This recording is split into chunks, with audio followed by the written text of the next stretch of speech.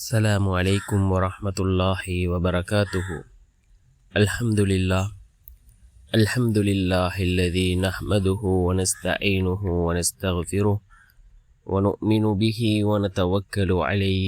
أما بعد.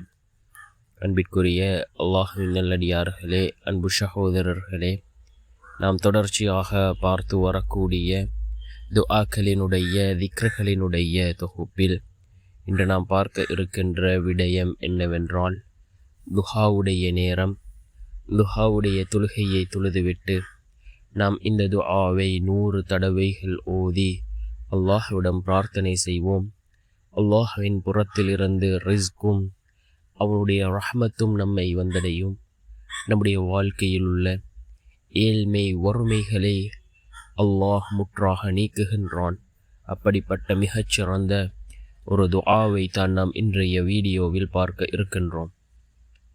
அன்பார்ந்த சகோதரர்களே, அல்லாஹ்வின் நல்லடியார்களே, அந்த துஆவுடைய தொழுகையினுடைய சிறப்பை பற்றி ரசூலுல்லாஹி ஸல்லல்லாஹு அலைஹி வஸல்லம் அவர்கள் ஏராளமான ஹதீஸ்களினூடாக நமக்கு அறிவிப்பு செய்திருக்கிறார்கள்.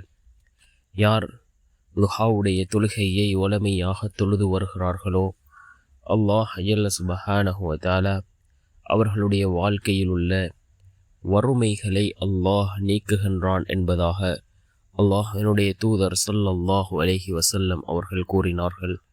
அதே போன்று நாம் இந்த துஆவுடைய தொழுகையை தொழுதுவிட்டு அல்லாஹ்விடம் பிரார்த்தனை செய்வோம். நிச்சயமாக அல்லாஹ் ஜல்ல சுப்ஹானஹு வ தஆலா நம்முடைய பிரார்த்தனைகளுக்கான பதிலை வழங்குவார். துஆவுடைய நேரம் எப்பொழுது ஆரம்பமாகின்றது என்றால், சூரியன் உதயமானதிலிருந்து ஒரு அரை மணித்தியாலம் கழித்ததிலிருந்து லுஹருடைய அதானுக்கு இடைப்பட்ட நேரம் இந்த துஆவுடைய நேரமாக இருந்து கொண்டிருக்கின்றது. இந்த நேரத்திலே நாம் இந்த துஆவுடைய தொழுகையை தொழுதுவிட்டு அல்லாஹ்விடம் பிரார்த்தனை செய்வோம். இந்த துஆவுடைய தொழுகை எவ்வாறு தொழ வேண்டும், எத்தனை ரக்காத் தொழ வேண்டும் என்பதனை பற்றி முழுமையான வீடியோக்கள் ஏற்கனவே பதிவேற்றம் செய்திருக்கின்றோம். அதனை தெரியாதவர்கள் அந்த வீடியோவை சென்று பார்த்து அந்த துஆவுடைய தொழுகையை எவ்வாறு தொழுவது என்பதனை பற்றி நீங்கள் கற்றுக்கொள்ளுங்கள். மிகவும் சிறந்த ஒரு தொழுகை. சஹாபாக்கள் கூறுகிறார்கள், எங்களுடைய வாழ்க்கையில் ரிஸ்க் அதிகப்படுத்தப்படுவது இந்த துஆவுடைய தொழுகையை தொழுவதன் காரணமாக என்று சஹாபாக்கள் கூறுகிறார்கள். அந்த அளவுக்கு சிறந்த ஒரு தொழுகை இந்த துஆவுடைய தொழுகை.